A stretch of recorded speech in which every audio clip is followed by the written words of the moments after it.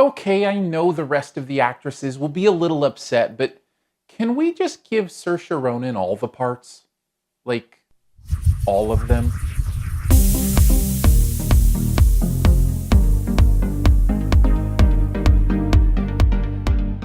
I want to go where culture is, like How New in the York, world did I raise such a or at least snob? Connecticut or New Hampshire, where writers live in the Get woods. into those schools anyway. Mom, You can't even pass your driver's test. because you wouldn't let me practice The way enough. that you work, or the way that you don't work, you're not even worth state tuition, Christine. My name is Ladybird. Well, actually, it's not, and it's ridiculous. Call me because your name Ladybird is like Christine. you said you would. You should just go to City College. You know, with your work ethic, just go to City College and then to jail, and then back to City College, and then maybe you'd learn to pull yourself up and not expect everybody to do everything. Lady Bird is the directorial debut of Greta Gerwig. It stars Saoirse Ronan in a coming-of-age tale of a teenager in Sacramento, California.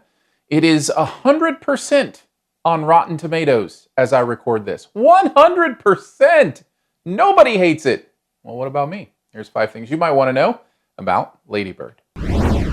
Just go ahead and add me to the unanimous decision. I love this movie too, like really loved it. Now, there's a lot of reasons for that. And we'll start with my favorite, Saoirse Ronan. She's so good. Now, I knew she was good in Brooklyn when we saw her there, but I didn't realize she had this kind of range. What she's doing here is so completely different than what she's doing there. She is a phenomenal actress, and the life and authenticity she brings to this teenage girl is perfect for this movie. Now, she's not alone. There's lots of other great performances around her. Her mom and dad are amazing. Her brother is amazing. Her best friend is amazing. All of them doing really great work, but she shines in a way that I've seen few other actresses shine before. I also have to bring direct attention to Greta Gerwig's direction here.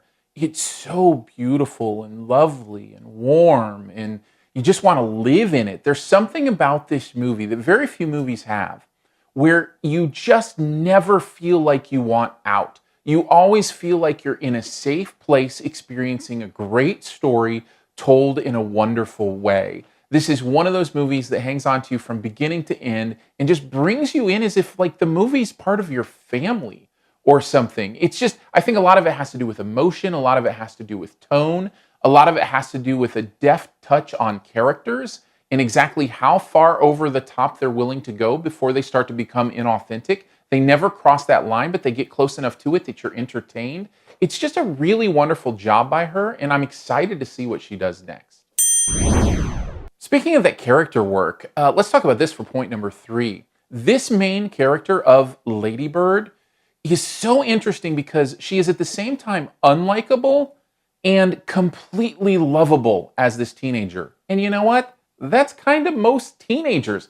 I'm going to say I've never seen that rebelliousness and destruction of teenage angst shown in such an authentic way that realizes the humanity of it without being condemning of it. It's never as if Lady Bird is evil. It's always as if Lady Bird is selfish. And the movie understands the difference between being evil and just being self-centered. There's a lot of growth to happen. There's a lot of evolution that can happen. But that's only because the character is so authentic in both those ways. The other thing I have to say is this movie is smart. There's a lot going on here with the thematics and what it means, this idea of being named and what that can mean to somebody, where our names come from and who names us. This idea of redemption, which, by the way, isn't the typical kind of do something wrong, then get redeemed, like making a mistake and then finding redemption. It's more of the redemption of not being aware of the importance of relationships, the importance of religion, the importance of these other things in our lives that are too big for us to really grasp fully and understand fully. And it's the redemption of being allowed the growth to get to the point where you're okay with that. The way this movie weaves those themes is really brilliant. Yeah, I love this movie, but it is my job to maybe think of a reason that you might not enjoy it in case somebody, because certainly somebody out there is not going to like this, so I'm trying to think of why. So let's go with this for the yellow. I think some of the plot's a little too convenient.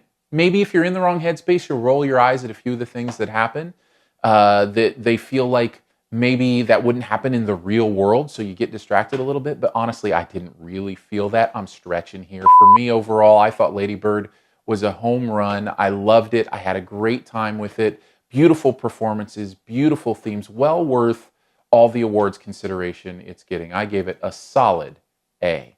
Thanks for checking out this year Movie Friend Review. We'll get to the best ever challenge here in a bit. Before we do, though, I'd love to connect further. Hit me up on Twitter, Aaron Dicer, AARONDICER. Would love to hang out there. The podcast, SiftPop, SIFTPOP, another great place to hang out and talk pop culture with me. We can also do that here on YouTube. Feel free to subscribe, comment, just like 50 subscribers away from 2,000. Be nice to hit that by the end of the year. Help me out. Just go ahead and hit the subscribe button. That would mean a lot to me. I'd appreciate that. And if you support the channel, thank you so much. $3 a month is where it starts. Some cool Patreon perks. Patreon.com/yourmoviefriend. And to those who are already supporting, the many of you, thank you. It's very humbling. Means the world to me. So again, you can check that out at patreon.com/yourmoviefriend. All right, on to the best ever challenge, where you name the best movie ever in a particular category. Also try to identify my choice.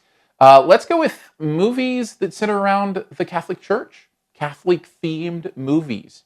It could be, Lady Bird isn't, completely Catholic themed, but it's definitely there. So something in that realm is fine. For me, I'm going to go with the one, and this is a broad clue, but I still think you should be able to get it. I'm going to go with the one that has 3 of the greatest actors of all time in it to have ever lived, and one who might be in that consideration here in the next few years.